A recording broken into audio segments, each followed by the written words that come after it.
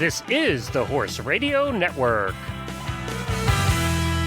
This is episode 284 of the Dressage Radio Show on the Horse Radio Network, brought to you by Dr. Rose's Remedies, EasySignsOnline.com, and TotalSaddleFit.com.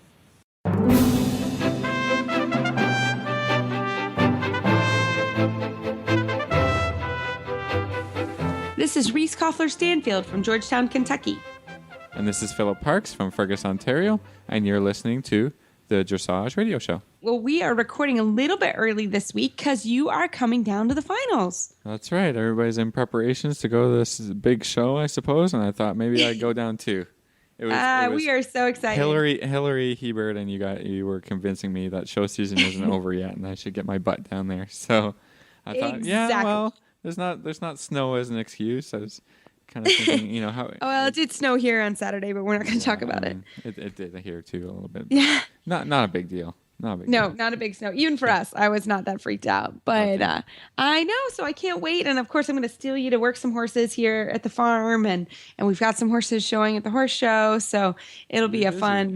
going to try and take a little bit off your plate, hopefully. And then we could have a good time. And excellent. You can ride all my horses. I'll just ride all the horses, and then you can do your thing, and it'll be fun. Yeah, it'll be really fun. Really looking forward to it. And I'm sure we'll get in some bourbon tours and things like that as well. The regular Lexington things. Exactly. And we'll see Hillary and we'll get a good picture of all of us so everybody can see us. And please come by and say hi to us. We'll be at the horse show. We'll be in the media center as well. So please feel free to come by and say hi to us. And we're always open to show ideas and fun discussion about, what a good job or a bad job we're doing. And yeah, we're okay with both. It's fine. That's good. Yeah, and, that'll be fun.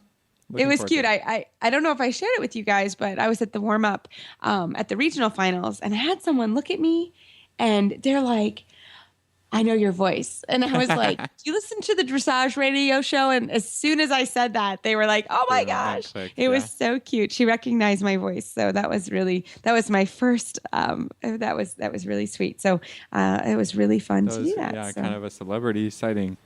Well, I don't know about that, but it was very fun. It made me blush. So she enjoyed the show, and that was lots of fun. So come and say hi to us. We will be around all week at the horse park, and we're praying for no rain. It's not looking great, but we're excited for everybody that's coming here for the finals. And the footing will be great, and maybe cold rain, but it will be a good time nonetheless. Yes.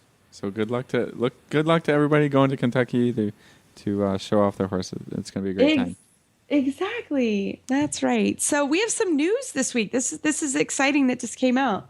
Yeah, we have previewed this, and we had said it's going to happen, but the 2015 USEF dressage tests are now available. You can go and check them out on usef.com. And training through fourth level all been changed here for the new year, and they will stick around. We'll have these tests until 2018. So actually, I haven't even had a chance to look at them. So I have no comment on. Yeah, I haven't either. We will definitely do that, and hopefully bring somebody on to talk about all the new tests and the changes and what's new for 2015. Exactly. And they'll be effective December 1st, 2014. That's the beginning of the competition year, which I know we have a couple local shows, like schooling shows that happen. And I even got, there's a note on there that they're going to be using those tests starting at the December show. So if you are in some schooling shows, take a look at that, because that actually goes and starts December 1st. But we will definitely go through the tests and have some of the test riders and some of the things that they changed. There are a few tests, especially training level test 3, first level test 3, and second level test 3. I am excited to see the new versions. I'm a little... Not a big fan? No, they're great tests. We've just been using them a lot. And when you could say them from memory without even a test book. Yeah. We get that, Yeah. I was excited for a new set of tests to come out. So I can't wait to take a look at those. But for us, it's after this week. We'll take a look at those for sure. So awesome. Yeah. Well, we have a great show. We have one of my students who is just a wonderful, wonderful woman. Her name is Dr. Jill Stowe. I know her through the University of Kentucky, and she became my student. And she's riding at the national finals and off the track thoroughbred. So that will be really fun. Dundee raced, and I think we'll really enjoy her story and sort of how she makes dressage fit into her very busy life. She's a mom and 2 kids and runs a very, very large program and still able to ride. So very proud of her and happy to share her story here on the show.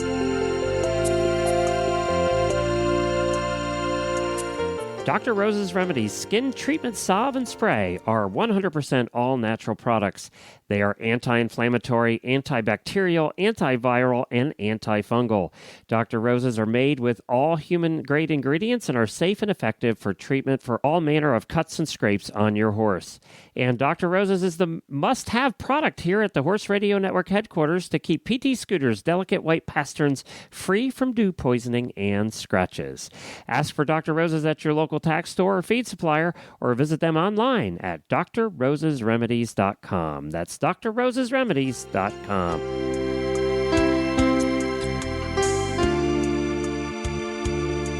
Well, it is my pleasure this evening to have Dr. Jill Stowe. She's an associate professor in ag economics at the University of Kentucky and the director of UK Ag Equine Programs. Jill, welcome to the show. Thank you. Hey, Reese. Hi, Philip. Well, we are so happy to have you on. Jill, everyone, I have to brag on her, is one of my students that made the national finals. And Jill is such an awesome person. And she rides Dundee, who is an off-the-track thoroughbred. So it's really been a special journey so far, hasn't it, Jill? It's been amazing. You know, when I first got Dundee, things like this weren't even on the radar. So I have a little bit of that deer in the headlights look, but I'm enjoying the ride because I'm doing what I love. Absolutely. So, Jill, tell us a little bit about yourself and how you started in dressage and then stopped for school and to become a mama and all those good things.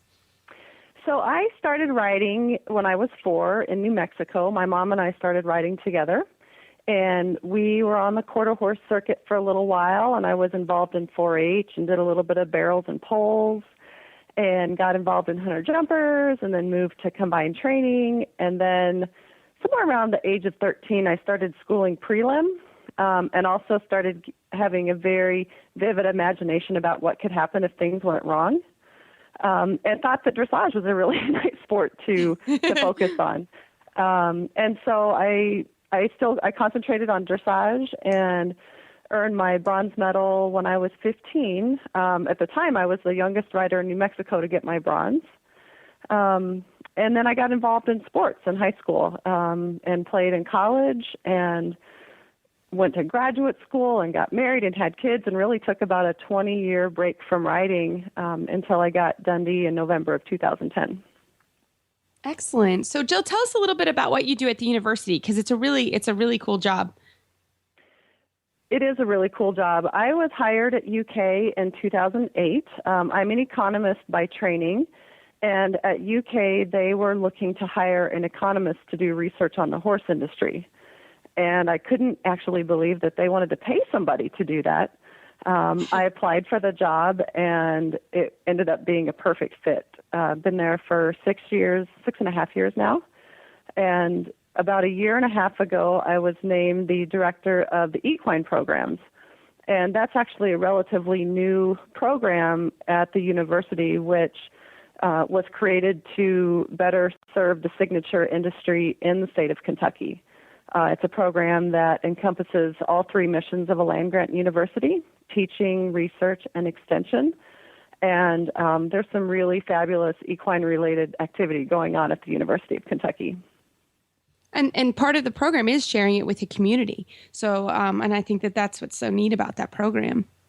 Absolutely. And we're always striving to not only share our research and our teaching within the central Kentucky community, but all across the state. Kentucky is actually a pretty big state from west to east, and we don't get out to some of the further areas as much as we'd like, but that's a continued goal, is to continue reaching all of the equine community across the state. Can you tell us a little bit about the cool stuff that is going on with the equine program at University Kentucky? Well, one of the great things that's going on is our undergraduate degree program in equine science and management. It is one of 3 standalone equine degrees at a land-grant institution in the United States. And you would think that a school like the University of Kentucky would have had a specific equine program for a long time. But it actually it started in 2009, so it's relatively new. And in 5 short years, it has almost become the largest major, just a couple students shy of being the largest major in the College of Ag, Food, and Environment at UK. So it's incredibly popular. We get the majority of our students are out of state, which is unusual for a land-grant institution like this.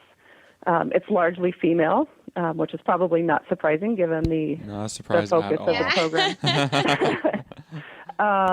But it's just, one of the real benefits of having a program like this in Central Kentucky is that in addition to the amazing faculty and staff that we have at UK, we have a wealth of industry experience at our fingertips. And we've been so fortunate that the industry is so generous with their time and their expertise in taking interns and guest lecturing in classes and even sometimes teaching their own course.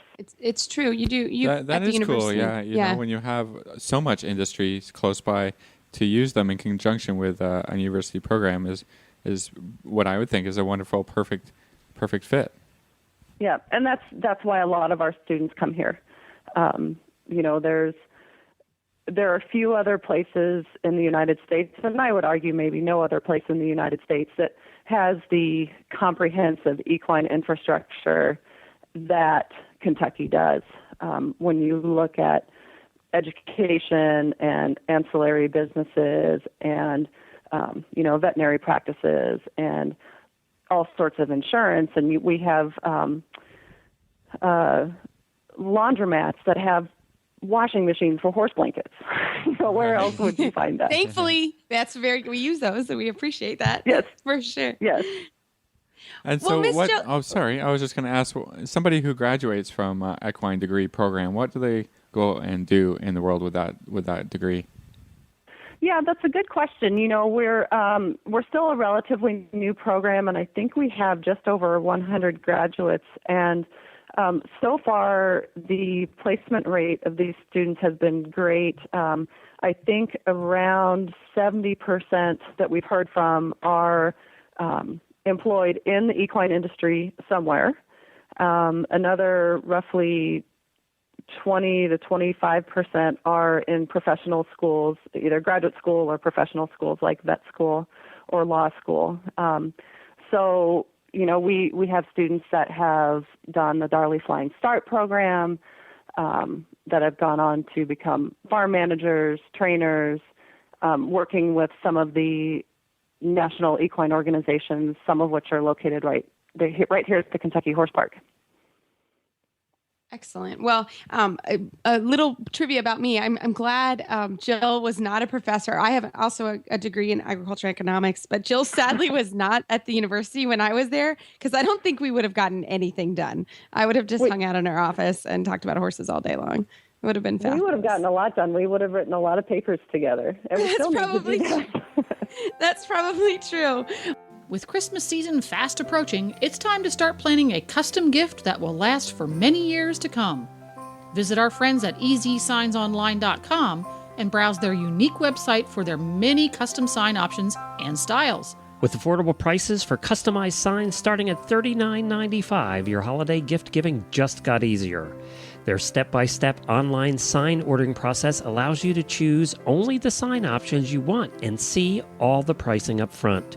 From horse farm entrance signs, vinyl banners, magnetic vehicle signs to stall nameplates, and much, much more for every horse owner. Place your order early to allow plenty of time for Christmas delivery. Check out the website today at EasySignsOnline.com.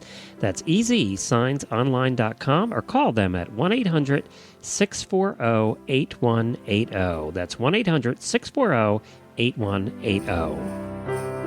Well, Jill, so talk to us a little bit. I'm trying to remember when we started working together. It was maybe last year or the year before, and you came in with this wonderful horse, Dundee. Tell us a little bit about Dundee.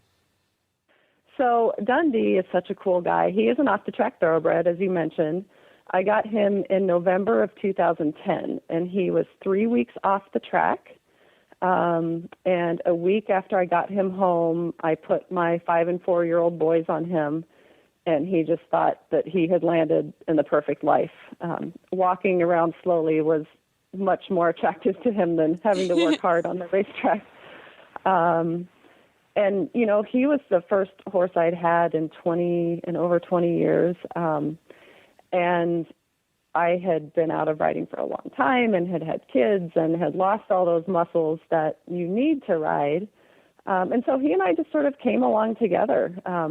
You know, thoroughbreds are bred to run fast and straight. I don't know that he had the fast down, but he had the straight. He had the straight, yep. He had the straight. And I had, my body had changed through playing collegiate athletics and having kids. And so we just sort of came along slowly, and we came along together. My first lesson with you was January 25th, 2012.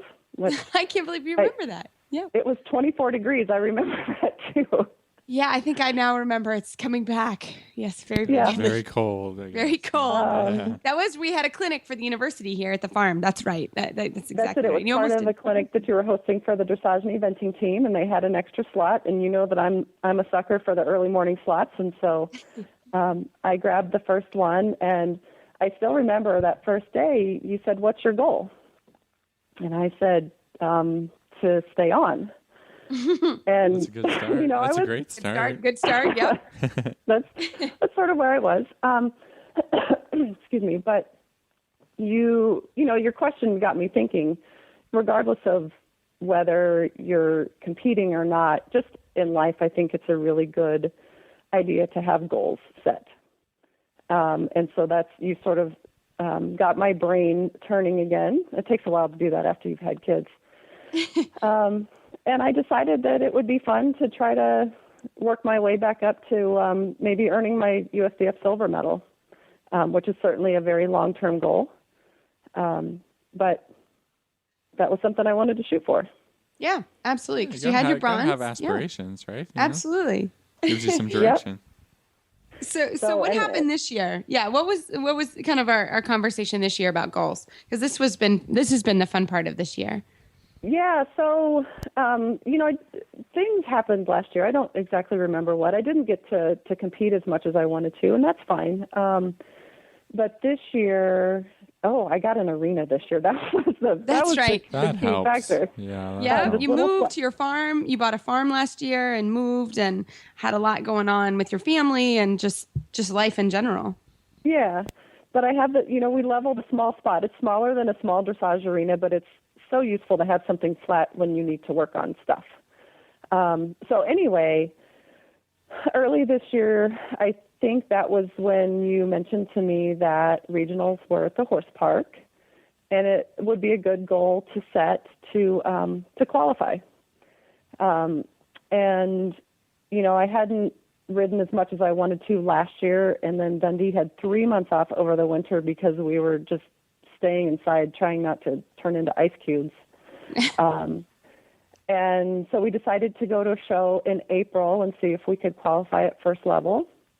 And we did that. And I'd actually been hoping to be a little bit further along at that point, but, you know, you take what you take, and we did that. And so then it was time to start trying at second level. And because of the financial resources needed to go to regionals, I really didn't want to go unless I could qualify at 2 levels, so I could get more bang for my buck. And so we worked throughout the course of the summer and was finally able to get to some lessons a little more consistently with Reese. And we went to another show in mid-August to try to qualify at second level, and we got both of our scores that weekend. And I had promised I would go if I qualified at 2 levels. And so I held her to it. She was like, I don't know. I was like, wait, come on. You did it in literally the minimum amount of time that you could qualify. A promise is a promise as well. Right? Yeah. So. I was like, sorry, you're going. So, and so that set the stage for that. And I think at the time that I sent my entries in, I really wasn't able to eat much after that until after regionals were over. It surprised me. I've competed so much in athletics and so on that I would get that nervous about it. But it was just, this is a whole new world that I've never been in growing up. Competing in New Mexico and 20 years ago when there weren't all the, I don't think at that time there were regional championships. I'm not sure. But there certainly weren't. The dressage finals are only 2 years old. Is that right? That's right. Yep. Yeah. So I know. So anyway, you go to this is just a whole new world for me. And it was, I think that's where all the real dressage riders go. Yeah. And you did. You went to regionals and you just had a phenomenal second level test. One of those, as a coach, you stand on the side and you're like, oh my gosh, this is going so well. Please don't mess up. And you did just a gorgeous job. I mean, really, you rode just a phenomenal test. One of those tests that you're like, I have been hoping you would ride that test the whole time. And you hit the wild card score. Yeah, that test, that's the feeling that you want to come away with when you ride. And Reese, I guess I was thinking the same thing you were, was, wow, this is going really smoothly. Don't mess this up. But it was just, we were in harmony. And yes, there are always things to improve. But that was the most consistent, solid test we had put in all year. And I was just thrilled. I actually went to high five Dundee when I was done, but I forgot that he was a horse and didn't high five me. So I had to wait till I got out of the arena. But that was just such a cool ride. It was a cool ride. So you qualified, and then sort of what happened next with finals? We had quite a long discussion about finals. Well, then, Reese, you said, well, you should really think about doing that. And I go into my economist mode, and I'm, trying to be a rational adult. I've got why should you do that, Jill? 2 kids, and I made a really long list. This is what I do. I make lists. I bring lists to Reese during my lessons. These are the things I want to work on. I'm a list maker. And so I made a list, and there were 2 reasons why I should go to regionals and a gazillion really adult, responsible reasons why I shouldn't go. So I'm going and to then you came to me, and that was probably the worst thing you could have done. Yeah, put the list out the window, right? I needed to stop. I was talking to a few people about it, and really what mattered to me was what my husband thought and what Reese thought. And so I talked to Keith about it, and, he's fabulous. He's so supportive, and I gave him all my reasons that were so well thought out. And he said, I think if you want to do it, you should do it. And if you don't want to do it, you shouldn't do it. That's pretty simple. That's pretty simple advice. My list. Do it if you want. And so he's so supportive. And so I took that as a green light from him. He was very excited about the opportunity for me to do that. And yes. and I talked to Reese and we talked about all my concerns and but all the advantages and then I ended up contacting New Vocations, who's the organization that I adopted Dundee from, and they generously agreed to co-sponsor my entry to help with the financial part of it. So at that point, I thought it was really a win-win. There you go. Yeah. Exactly. So we are scheduled this week. We're going to keep in touch with you this week. We have our schedule are all ready to go. Jill she's always my first early lesson at 7:30. When she comes for her lesson, she comes, and I don't teach anybody before 8 other than Jill, because Jill is my early morning bird and drives almost over an hour to get here. So I asked you what time you got up this morning, and all you said was early. So, but no, I said I got to sleep in compared to when I get up to go to work. Oh, well, there you go. That's right. You said you go to work at 4:30 every morning. What time do you go to work every morning? I leave at 5:30 for work. I get up at 4:15. Yeah, but that gets you home in time to ride and be with the boys, and it's right. Pretty amazing that you're able to do all of that. Yeah, so I get home in time to see the boys off the bus and get a ride in before it gets dark, which is especially important now that the time just changed. And, if you really want to do something, you find a way to make it work. Exactly. So that's pretty much what we're up to this week. And I can't wait to report back. I will report for sure everybody back to you on how we do this week. But really, it's such an exciting place to go and thing to do. And I'm looking forward to coaching Jill in Dundee and, to have a horse off the track, make it all the way to the national finals in Lexington, Kentucky is a pretty cool thing. So I'm looking forward to the week, Jill. And thanks so much for coming on the show. And we look forward to an update next week. That sounds good. Thanks so much. It was good talking to both of you. And Jill, if anybody wants to find information out about the UK programs, how do they get in touch with you? They can just go online and Google UK equine programs, and they will get information directly to our office, and we would be happy to connect them or answer questions or whatever it is that they need. Excellent. Thanks so much, Jill. Awesome. Thanks, guys.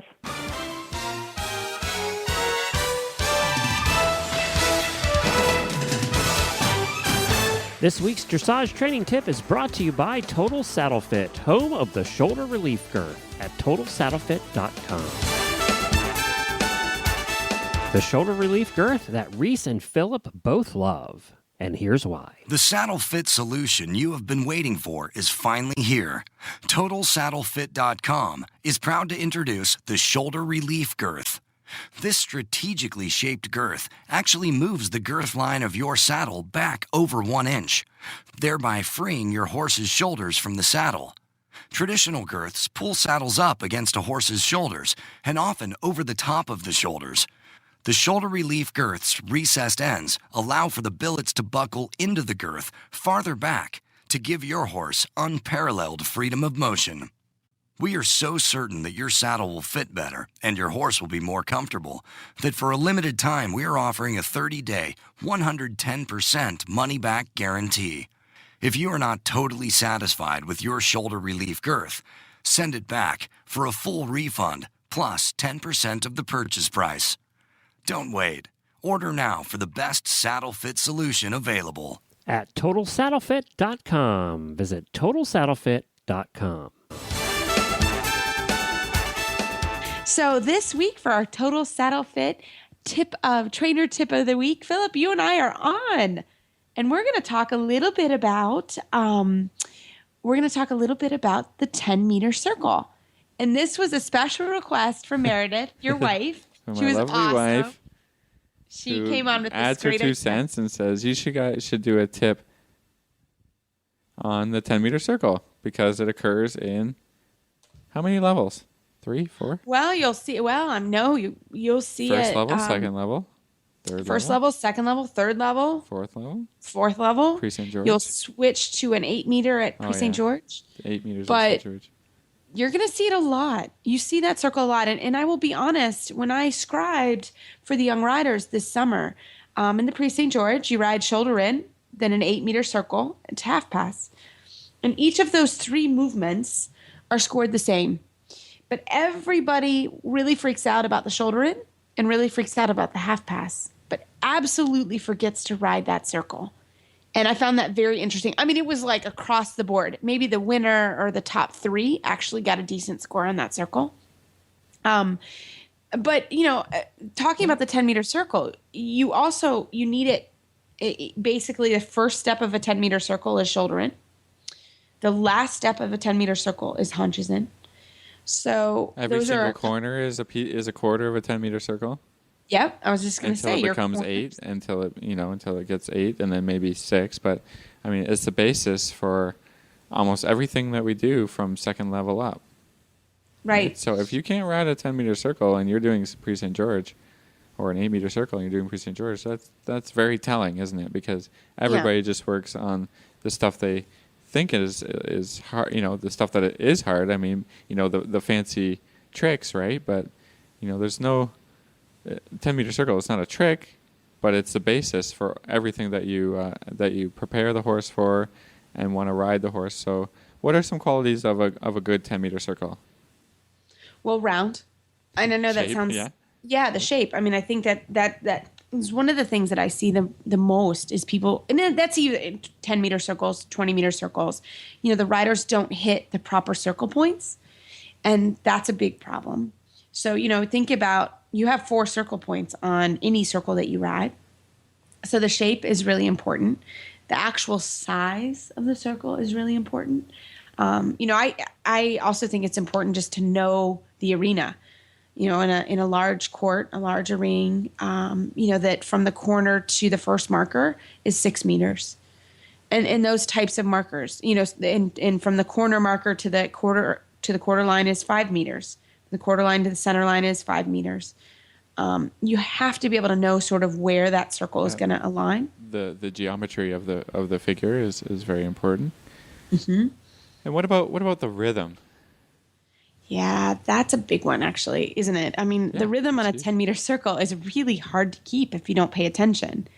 And to maintain the same rhythm from your shoulder in to your 10-meter circle, and then into your travers or back to shoulder in or whatever. What I see a lot is a really nice shoulder in. The horse has a great gait, a great rhythm coming in, and then collapse and speed up around the little circle, right? Right. That's Absolutely. a big one. And then coming out of it back to a different rhythm. If it's going to be, if you're going to show your best gait in the shoulder in, which it tends to be, right? The horse is a little rock back on the haunches. Maintain that through your 10-meter circle, that it just flows really nicely, and you can show that the horse has, is very flexible and bendable, just like in the shoulder in. Really, if you can ride a 10-meter circle, you can ride shoulder in, and vice versa. But we see so many people have a super nice bend and then come in and then lose the bend. If you maintain the bend and the balance through the shoulder in and right into the circle and the rhythm and everything, then that movement just flows so beautifully that you're gonna get good marks, because the judges are looking for that. All those little points where people miss, because they spend a lot of time just riding shoulder in, the trick of that, to not just continuing right through the circle and thinking about that on a daily basis, just so important and worth the time to get the marks on that movement as well, right? They're both worth the same thing. Hopefully you've been riding 10-meter circles a lot longer than you've been riding that perfect shoulder in. It's the basics, right? Absolutely. And I like the idea of keeping the uphill balance. I mean, as you make that turn, to be in an uphill structure and an uphill balance is essential, because typically the horses don't want to dump on the forehand. You're in let's say shoulder in, and then you go to ride your 10-meter circle. The horses are going to, by nature, want to dump a little bit on the forehand. And collapse that inside shoulder, yeah, for sure. Mm-hmm. Yeah, so you've got to be able and be aware of that and really ride them from the hind leg to the bit, up in the shoulder, into that 10-meter circle. And it's the same if you were to ride an 8-meter circle, or even a 6-meter circle. In theory, is you've got to keep the horse's shoulders up. Same thing in the canter. Keep the rhythm, keep the shoulders up, keep the horses pushing from behind. And it's a great exercise to help you with those things as well. Yeah, just really thinking about the bend, in the rib cage, so the horse really follows that curve of the smaller circle, or in a corner, right? See them so much just kind of turn. The hind end is flying around the outside, and the front end is who knows where, and then or where you're trying to, where you see a lot of the times the rider really bending the neck of the horse, but the rest of the horse doesn't follow the curve, right? So what you get in this instance is again the horse collapsing on the inside shoulder, that nose driving down and low and into the inside shoulder, and not keeping that uphill balance. Think about bending the horse's body instead of the head and neck. You can really do your 10-meter circle justice. Exactly. So good luck riding your 10-meter circles and not losing any points as you do that. And always remember, we love emails and Facebook shout-outs. Be sure to send those to us. Philip and I love both of those. And you can find our show notes and links to today's guests on our website, dressageradio.com. Like us on Facebook, just search Dressage Radio Show. Follow us on Twitter @Horse Radio. My website is maplecrestfarmky.com, and my email is reese@horseradionetwork.com. You can find me at philipparksequestrian.com, and my email is philip@horseradionetwork.com. I'd like to thank our sponsors for allowing us to put on a great show this week, and don't forget to check out all the other shows on the Horse Radio Network at horseradionetwork.com. Everybody, keep your heels down and your shoulders back, and we'll talk to you next week.